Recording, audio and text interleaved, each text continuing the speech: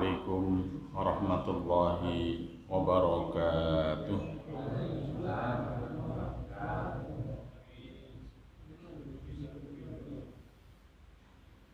Alhamdulillah alladzi arsala rasulahu bil huda wa dinil haqq liyudhhirahu 'alad dini kullih wa kafa billahi shahida. Asyhadu an la ilaha illallah wahdahu la syarika lah wa asyhadu anna Muhammadan 'abduhu wa rasuluhu la nabiyya wa la rasula ba'dah.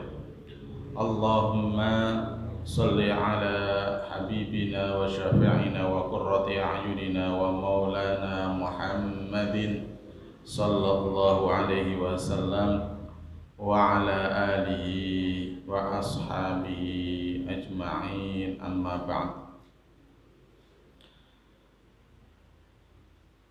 Bapak Ibu, kaum muslimin dan muslimat, hadani Allah wa iyyakum ajma'in.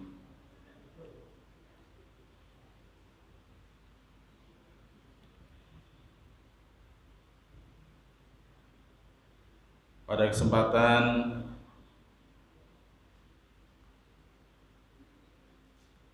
malam hari ini kita memasuki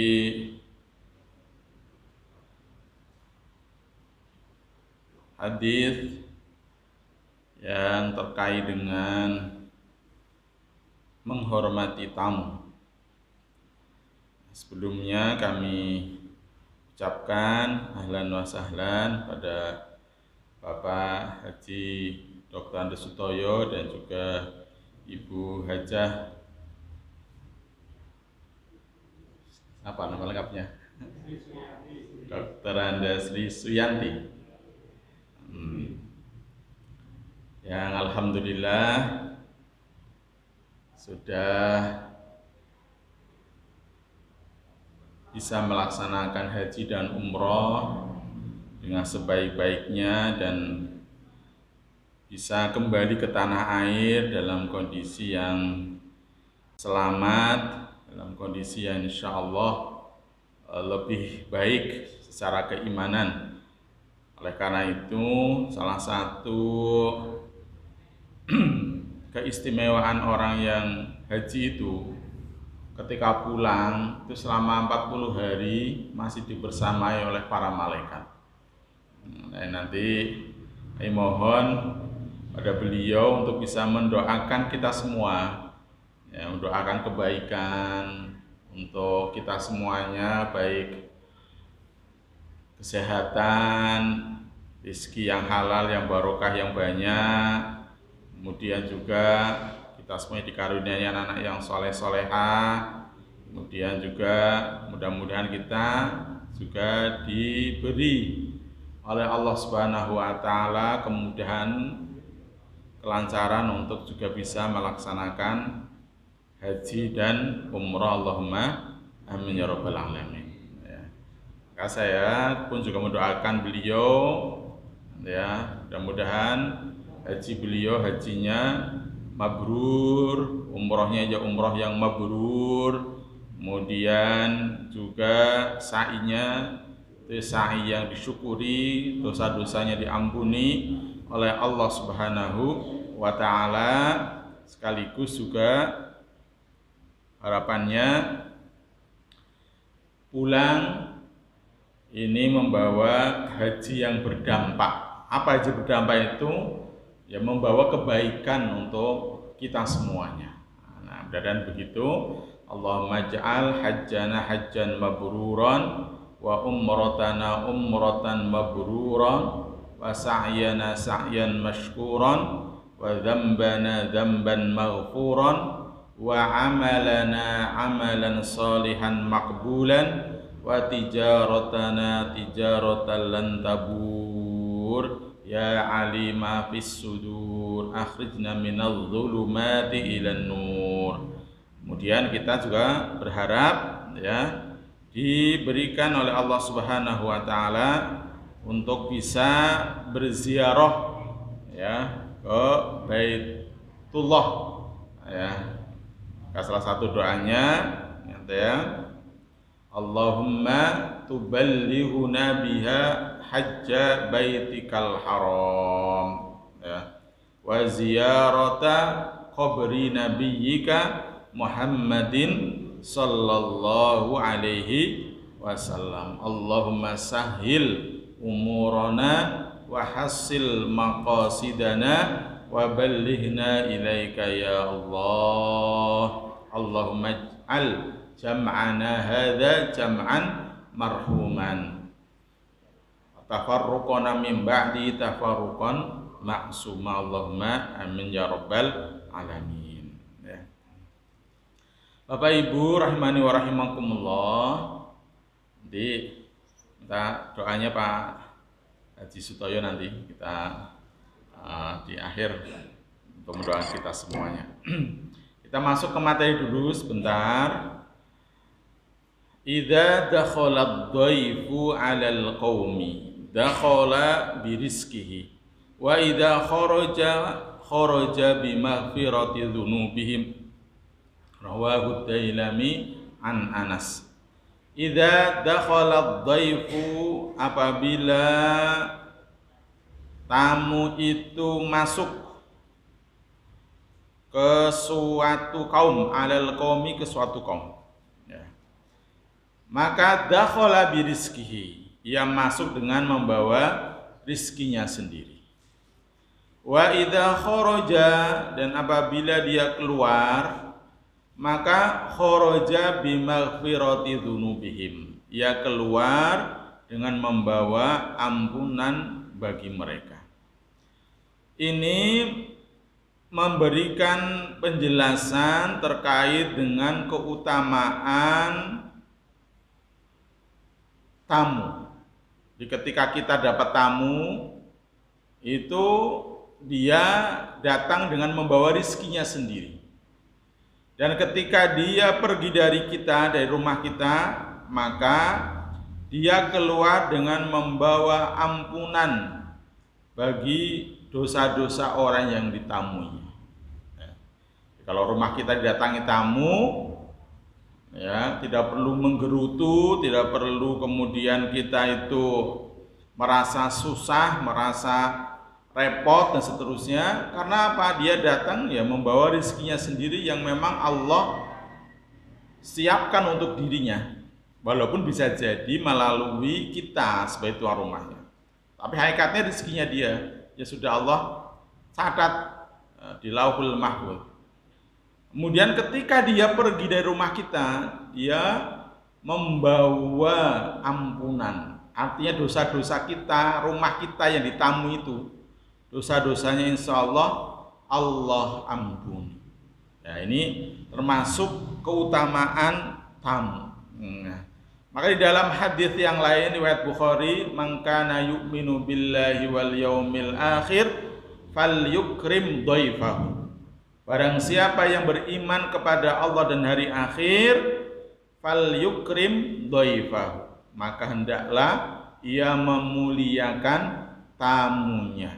Jadi memuliakan tamu ini merupakan perintah dari Rasulullah sallallahu alaihi wasallam, ya, agar kita itu memuliakan tamu yang datang kepada kita. Ya, ketika ada tamu, ya, sebisa mungkin kita muliakan.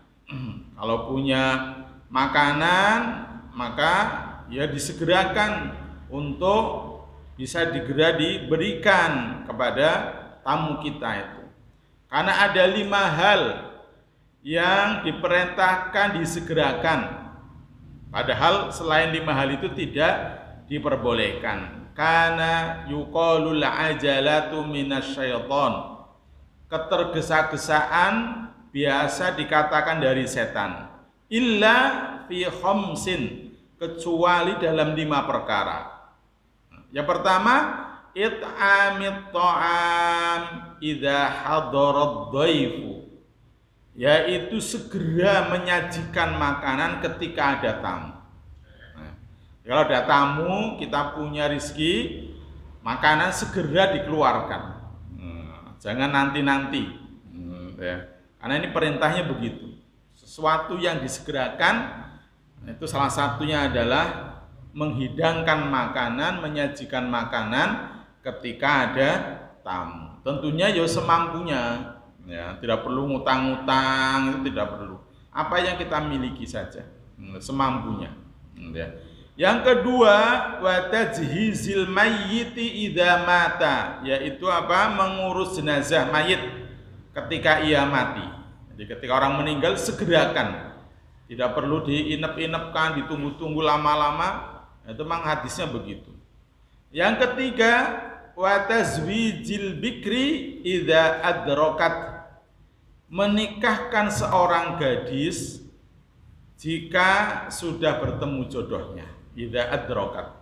Jadi kalau punya anak cewek ditembung oleh lelaki lajang yang agamanya baik, maka silahkan segera dinikahkan. Sebab kalau tidak nanti akan bisa menimbulkan fitnah. Kemudian wa qada'id daini idza wajaba. Wa qada'id dain, melunasi hutang, membayar hutang. Idza wajaba, ketika sudah jatuh tempo. Ketika wajibnya membayar, artinya jatuh tempo. Ya, jadi kalau punya hutang kemudian sudah jatuh tempo dan dari rezekinya segera dibayarkan, segera dilunasi. Ya. Kemudian yang kelima, wat taubatu minadz-dzanbi idza aznaba, yaitu wat taubah, bertaubat minadz-dzanbi, dari dosa. Ya, idza aznaba, ketika dia berbuat dosa. Jadi kalau berbuat dosa nggak usah ditunggu-tunggu. Oh, saya masih muda, umurnya masih panjang, begitu. Sehingga mengulur-ngulur taubat, ternyata meninggal. Nah, maka ketika punya dosa, punya salah, maka segera ya bertaubat. Ini 5 hal. Nah, salah satunya tadi itu adalah memuliakan tamu dengan cara memberikan makanan ya sesegera mungkin ketika kita sudah memilikinya, ya. Dan itu sudah dicontohkan oleh Nabi Ibrahim alaihissalam, gitu ya. Beliau itu memuliakan tamunya itu sangat luar biasa. Ya. Beliau ketika ada tamu itu cara memuliakan tamunya itu dengan memberikan makanan berupa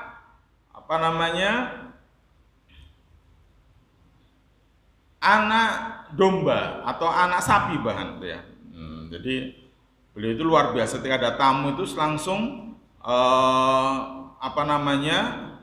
menyiapkan gitu makanan yang terbaik. Maka beliau itu sangat terkenal ya di dalam Al-Qur'an surat Az-Zariyat ayat 24 sampai 30. Hal ataka haditsu dhaifi Ibrahim al-mukramin. Sudahkah sampai kepadamu Muhammad cerita tentang tamu Ibrahim? Itu malaikat-malaikat yang dimuliakan. Izdakhalu alaihi faqalu salama qala salamun qaumun munkarun. Ya. Kemudian apa? Seterusnya. Faragha ila ahli faja'a bi ijlin samin faqarrabahu ilaihim qala ala ta'kulun. Ya. Nah, beliau itu keluar faragha ila ahli. Ya. Dia pergi dengan diam-diam menemui keluarganya. Faja'a bi ijlin samin. Kemudian dia bawanya daging anak sapi yang gemuk. Faqarrabahu ilaihim, kemudian disajikan kepada mereka. Faqarrabahu itu didekatkan, disajikan, dihidangkan kepada mereka. Itu luar biasa, sampai abadikan di dalam Al-Qur'an. Saking memuliakan tamunya oleh Nabi Ibrahim alaihis salam. Jadi silahkan dijamu dengan makanan terbaik yang kita miliki. Ya, tapi tentunya tidak perlu berhutang-hutang, apalagi memaksakan diri agar dikatakan oleh orang, umpamanya oh si fulan ini orangnya apa? Iya hebat, bagus dan seterusnya, bukan untuk pujian itu bukan. Jadi ya sudah, yang dimiliki saja, apa yang dimiliki begitu silahkan. Tidak perlu kemudian hutang-hutang atau memaksakan diri. Ya, walaupun memang lebih baik, lebih baik dalam memuliakan tamu, itu juga memang akan pahalanya lebih besar. Kemudian ini kami sampaikan terkait dengan adab bagi tuan rumah maupun adab bagi tamunya. Nah, adab bagi tuan rumah yang pertama, ya, kalau umpamanya mengundang orang untuk ke rumahnya, ya, maka sebaiknya yang diundang adalah orang-orang yang bertakwa. Bukan orang-orang yang fajir, orang-orang yang mudah-mudahan dalam melaksanakan dosa, gampang ke perbuatan dosa. Ada dalilnya, la tusahib illa mu'minan. Janganlah kalian berteman mereka dengan orang mukmin. Wala ya'kulu ta'amaka illa taqiyun. Dan janganlah memakan makananmu melainkan hanya orang-orang yang bertakwa saja. Supaya dapat berkahnya. Jadi kalau memang masih bisa kayak gitu, tapi kalau umpamanya kok nggak enak nanti di masalah itu ya diundang kabeh ora apa-apa. Tapi kalau masih boleh memilih adalah yang diundang orang-orang yang bertakwa, ya, orang-orang yang beriman kepada Allah Subhanahu wa taala. Kemudian kalau mengundang orang tidak boleh hanya orang kaya saja, sementara orang yang miskin tidak diundang. Dikatakan oleh Rasulullah dalam hadis Bukhari Muslim, syarrut ta'ami ta'amul walimah yud'a lahal aghniya'u wa yutrakul fuqara'u.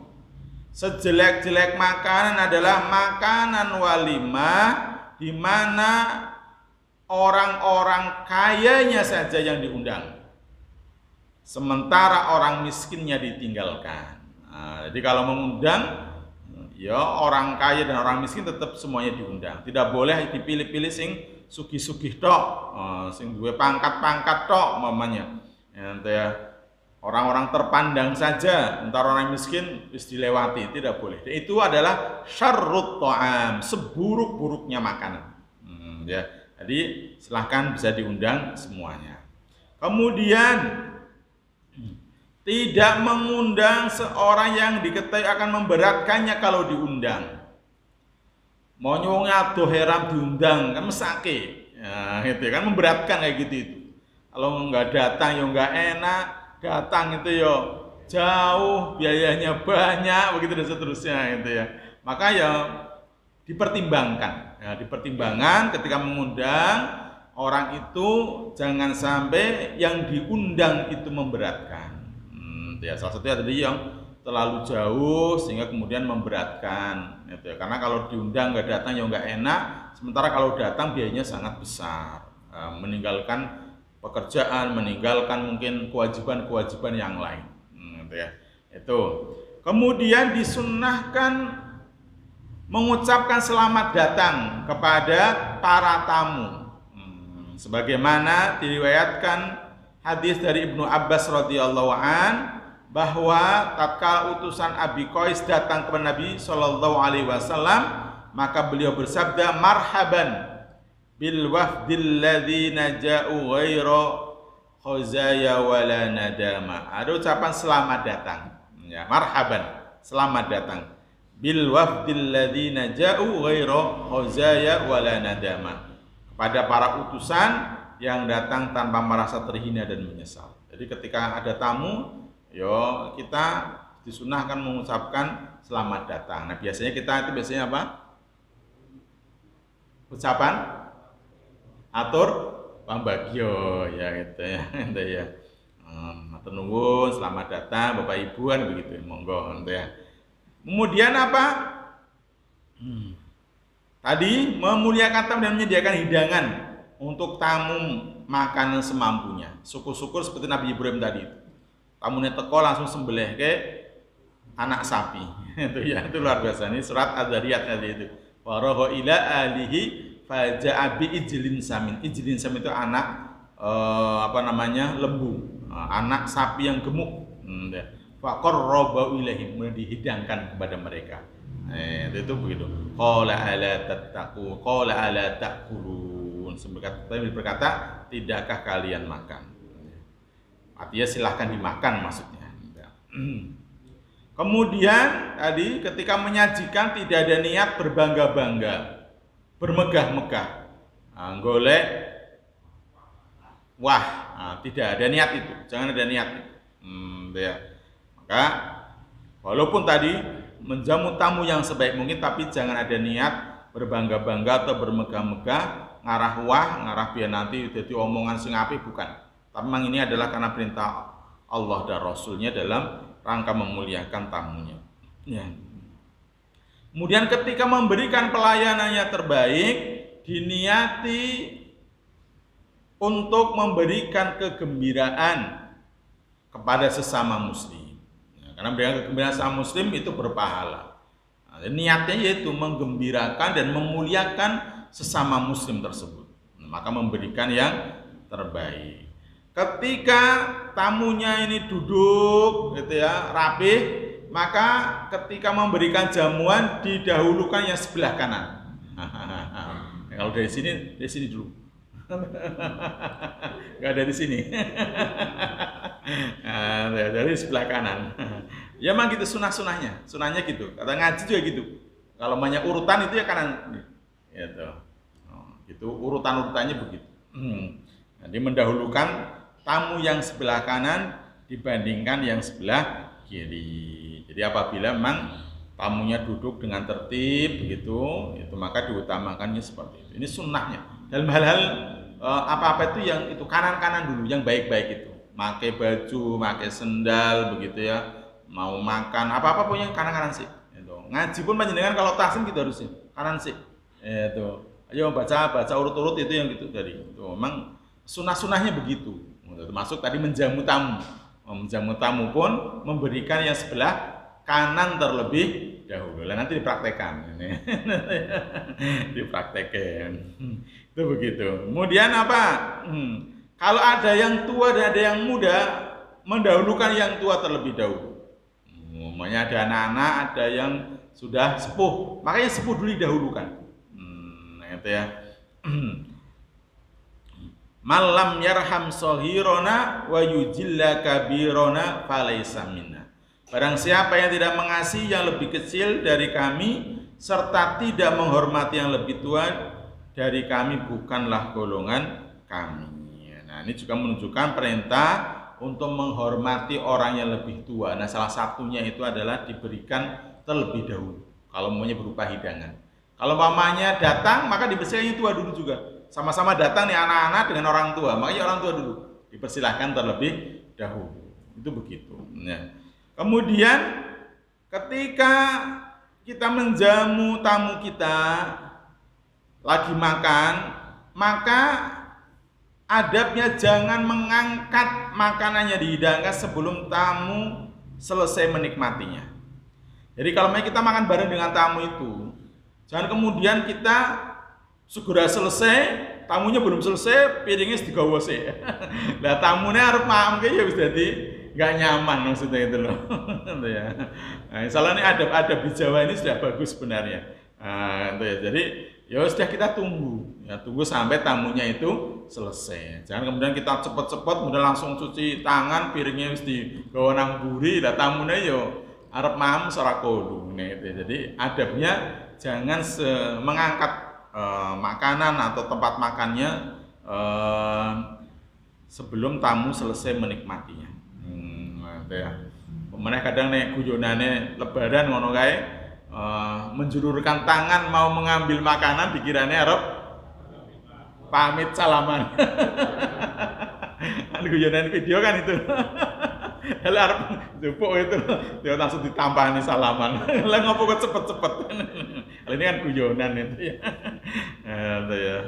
Itu. Jadi pokoknya ketika makan bareng itu ya, jangan cepat-cepat kita selesai piringnya diambil dan cuci tangan. Nunggu sampai tamunya juga selesai biar sama-sama nyaman. Ya. Kemudian silahkan mendekatkan makanan kepada tamunya, ya, ketika menghidangkan makanan. Jadi memang dipersilakan sampai di depannya, jangan kemudian terlalu jauh. Namanya toplesnya terlalu jauh, monggo ya harap ngambil itu ora enak masalahnya. Ya didekatkan ke orangnya.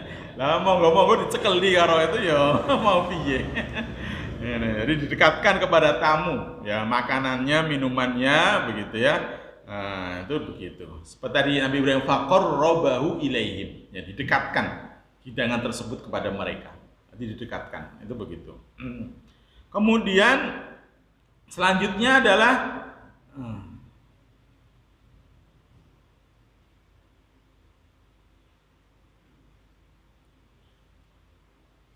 hendaklah mengantarkan tamu yang mau pulang sampai ke depan rumah. Nah, jadi kalau mamanya dia mau pulang, wis izin gitu, adabnya itu ya diantarkan sampai depan pintu. Orang jadi kemudian yang pamit pamit monggo, wis ngono bukan. Ya kita ikut berdiri kemudian mengantar sampai depan pintu itu. Ya. Itu atau depan rumah. Itu adabnya begitu, ini untuk yang tuan rumah. Sementara bagi yang bertamu adabnya, ya, ketika diundang dan tidak ada uzur, tidak ada kemaksiatan di sana, maka silahkan dihadiri undangan itu. Ya. Man du'iya falyujib, barang siapa yang diundang maka datangilah. Wa man taraka da'wah faqad asallaha wa rasulah. Barang siapa yang tidak memenuhi undangan, yang tidak ada uzur syar'inya, maka ia telah bermaksiat kepada Allah dan Rasulnya. Nah, oleh karena itu, ketika mau menghadiri undangan, ada hal-hal yang memang perlu diperhatikan. Pertama, orang yang mengundang bukan orang yang harus dihindari dan dijauhi. Yaitu orang-orang yang fasik, orang-orang yang memang terkenal orang itu tidak baik. Ini kan orang yang memang perlu dihindari. Ya. Jadi kalau mamanya orang-orang yang kayak gitu, itu ya tidak perlu didatangi. Tapi kalau orang baik, ya silahkan. Ya. Kemudian tidak ada kemungkaran pada tempat undangan tersebut. Jadi kalau pada tempat undangan itu banyak kemungkaran, banyak orang minuman keras, bermaksiat dan macam-macam begitu, ya jangan didatangi. Ya, jadi makanya harus diperhatikan undangan itu. Ya. Kemudian orang yang mengundang orang Muslim. Ya, jadi kalau orang Muslim, ya udah kita harus datang kalau tidak ada uzur syar'i. Kemudian penghasilan orang yang mengundang bukan dari penghasilan yang diharamkan. Jadi kalau memang jelas-jelas ini, oh dia itu terkenal tukang garong, ya, tukang mencuri, terkenal itu sudah, gitu ya. Diundang sebaiknya tidak perlu datang, karena dia pekerjaannya adalah dari hasil yang haram. Berarti nanti yang dihidangkan adalah sangat kuat dugaannya dari hasil yang haram. Masalahnya begitu. Ya. Kemudian tidak ada mudarat bagi orang yang menghadiri undangan. Jadi kalau kita datang ke situ, kok banyak mudaratnya bagi kita yang hadir, maka ya tidak perlu menghadiri. Nah ini hal-hal kayak gini itu menjadi pertimbangan untuk hadir apa tidaknya. Nah, kalau bawa kemaslahatan silakan. Tapi kalau bawa kemudaratan maka tidak perlu dihadiri. Itu.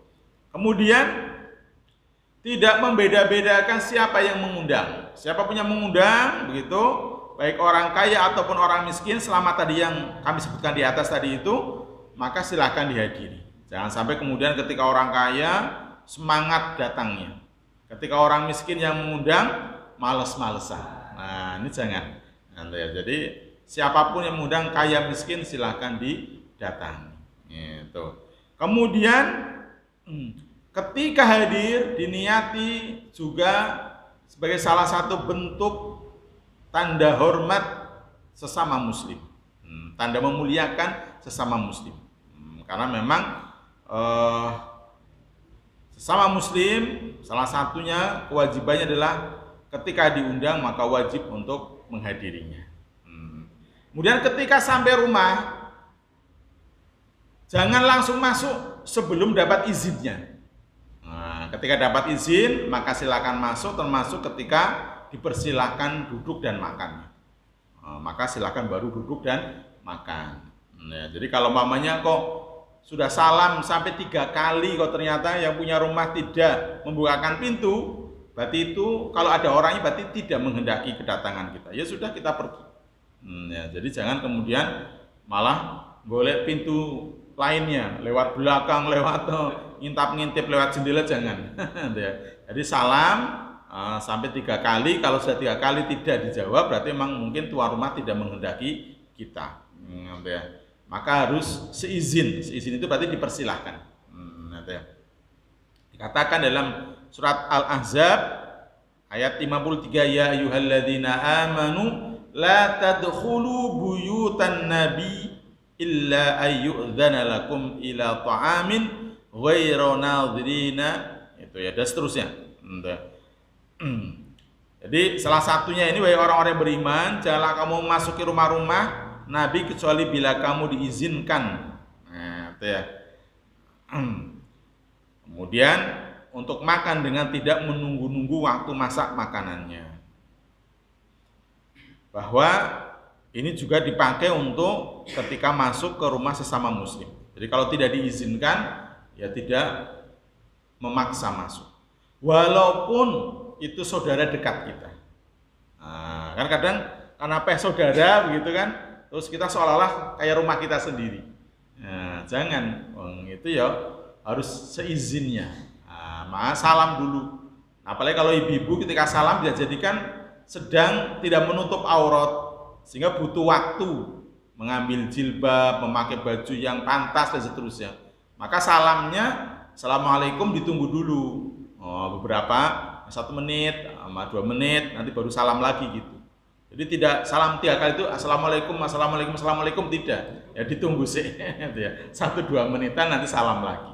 Nah, itu ya. Karena tadi ternyata kok ada ibu-ibu, nah saat itu sedang terbuka auratnya, kan butuh menutup aurat, mengambil jilbab, mengambil pakaian yang pantas pakai, baru nanti maju ke depan pintu depan untuk membukakan pintu, umpamanya begitu.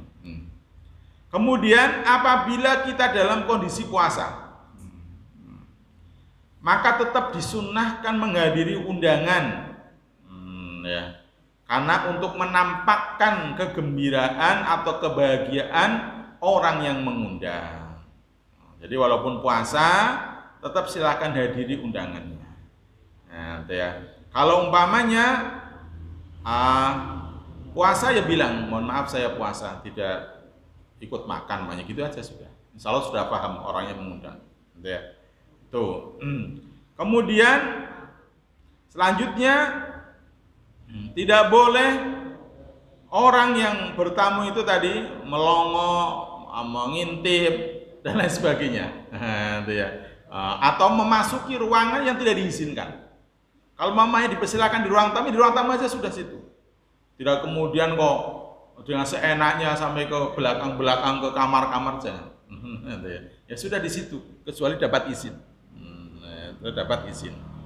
Contohnya mamanya ibu kadang kepengen membawakan bekas piring makanannya itu ke belakang, ya izin aja.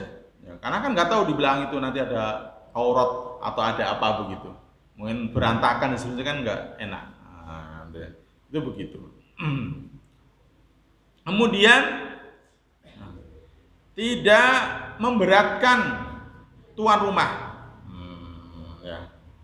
Jadi kalau umpamanya tidak memberatkan, contoh tidak terlalu lama bertamu. Mana bertamu dari Bada Isya sampai jam 11 malam. Sin tuan rumah sampai ngantuk-ngantuk, itu namanya memberatkan. Gitu ya. Atau memberatkan itu terlalu lama sehingga kemudian yang punya rumah harus menjamu berkali-kali. Mamanya dia bertamu sampai seminggu di situ, mamanya kan memberatkan orang tuan rumahnya itu. Itu termasuk adalah memberatkan. Nah, ketika dihidangkan makanan ya sudah dimakan. Kalau doyan, kalau nggak doyan ya nggak usah dimakan. Tapi sampaikan dengan baik. Ya. Nggak usah ngomong, saya itu kalau makan kayak gini jadi alergi, maunya jangan. Atau rumahnya mesak. Gitu ya. Jadi kalau mamanya tidak berkenan, ya tidak usah dimakan dengan kata-kata yang lembut. Ya. Sebaiknya dianjurkan orang yang bertamu itu dianjurkan membawa hadiah, buah tangan. Itu kalau mamanya punya. Jadi kalau nyangking ngopo, itu nek duwe, gitu ya. Tapi kalau nggak punya ya sudah nggak apa-apa. Kalau tempat kami sana itu biasa kalau sore-sore, biasanya kalau rumah saya itu dulu ya banyak orang biasanya kalau pada asar ada orang datang, just ngobrol-ngobrol nanti mendekati maghrib begitu. Itu biasa. Ya punyanya apa? Ya air teh tok itu, ya air teh sudah. Cuma biasanya kalau di desa itu kan pohung ya ada gampang tales so gampang kayak gitu. Biasanya eling godok itu, godok tales, godok pohung dan seterusnya. Ya udah seneng kayak gitu tok. Kalau punya makan ya dikasih makan. Tuh. Ketika panjenengan diundang, kemudian ingin mengajak orang lain, maka harus izin terlebih dahulu. Di panjenengan diundang untuk hadir. Kegiatannya apa? Apakah walimahan ataukah kegiatan yang lain? Kemudian ingin mengajak temannya, maka izin terlebih dahulu kepada tuan rumah. Ya saya insya Allah bisa, tapi ini ada teman di rumah, kalau saya ajak sekalian boleh apa tidak? Nah gitu. Kenapa harus izin? Karena yang tadi temannya tidak diundang. Kalau ternyata yang diundang 10, kemudian tuan rumah menyediakan makanan 10, ternyata yang diundang ngejak satu-satu jadi 20. Itu kan nanti jadi ya memberatkan orang yang mengundang. Itu ya. Mau masak lagi mungkin butuh waktu. Kalau umpamanya ada yang dimasak, kalau nggak ada yang dimasak kan juga nggak enak, gitu. Maka yang diundang saja. Kalau mau nambah teman tadi yang tidak diundang, maka harus minta izin terlebih dahulu. Ini penting. Maka panjenengan juga ketika tidak diundang walimahan, walimah nganten, walimatul khitan dan macam-macam gitu, ya jangan datang. Karena memang bisa jadi hanya dipilih orang tertentu saja, karena mungkin tempatnya sempit, mungkin ya terkait dengan biaya yang mungkin ya nggak cukup kalau mengundang banyak orang, ya nggak usah datang. Gitu ya. Nah kalau datang tanpa izinnya dan makannya jadi haram, karena tidak dapat izin, nggak diundang masalahnya. Gitu ya. Tapi kalau mau datang, ya sekarang BAC, ngapunten apa menjenengan ke lali karo aku, kok aku ora diundang? Oh ya lali, udah silakan datang, mamanya itu tak undang ya, mohon maaf tidak usah pakai undangan resmi mamanya. Ini telepon ini atau WA ini sebagai undangan, ya silakan datang. Ya, jadi kalau tidak diundang tidak usah datang. Ya. Tapi kalau mau klarifikasi dulu silakan. Mungkin lupa. Terus kemudian kok, oh iya, ngapunten, jenengan tetap diundang mamanya, ya, silahkan datang. Nah itu, ya. Kemudian seorang tamu hendaknya mendoakan orang yang memberi hidangan setelah selesai mencicipi atau memakan makanan tersebut. Doanya apa? Aftara indakumus shaimun wa akala ta'amakumul abror wa shollat alaikumul malaikah. Nah, ini doanya nanti. Orang-orang yang puasa telah berbuka di samping kalian, orang-orang yang baik telah memakan makan kalian, semoga malaikat mendoakan kalian semuanya. Kemudian Allahumma at'im man at'amani wa aski man saqoni. Allahumma ya Allah at'im, berilah makanan kepada siapa? Man at'amani, kepada orang yang memberi makanan kepadaku. Wa aski, dan berilah minuman kepada siapa? Man saqoni, kepada orang yang telah memberikan minuman kepadaku. Kemudian setelah itu doakan ampunan. Allahumma ighfir lahum warhamhum wa barik lahum fima razaqtahum. Allahumma ighfir, ya Allah ampunilah, lahum baginya, warhamhum, dan rahmatilah dia, wa barik lahum, dan berkahilah ya kepadanya fima rozaqtahum, terhadap rezeki mereka itu. Nah, itu begitu doanya. Orang apal bahasa Arab ya wis doakan aja, ya Allah, ampunilah segala dosanya, sayangilah dia, dan berkahilah rizkinya, gitu aja sudah nggak apa-apa. Ya. Atau jazakallahu khairan katsiran, jazakumullahu khairan katsiran, semoga Allah membalasmu dengan balasan yang lebih baik dan lebih banyak. Ya sudah, itu sudah cukup. Jadi kita doakan. Nah, syukur-syukur pakai doa itu, Allahumma iman at'amani wa askiman saqani, Allahumma fir lahum warhamhum wa barik lahum fima razaqtahum. Ya. Tuh. Kemudian setelah itu maka silahkan berpamitan, bersalaman, ya, dan memperlihatkan wajah yang ceria, budi pekerti yang mulia, dan memaafkan segala kekurangan dari tuan rumah. Ini adab ketika bertamu ya kepada orang siapapun, pada siapapun begitu, seperti itu. Mungkin itu dulu Bapak Ibu, nanti monggo pada Bapak Haji Dr. Sutoyo barangkali bisa mendoakan kita semuanya, karena doanya makbul orang yang baru pulang haji itu selama 40 hari. Mohon maaf. Assalamualaikum warahmatullahi wabarakatuh.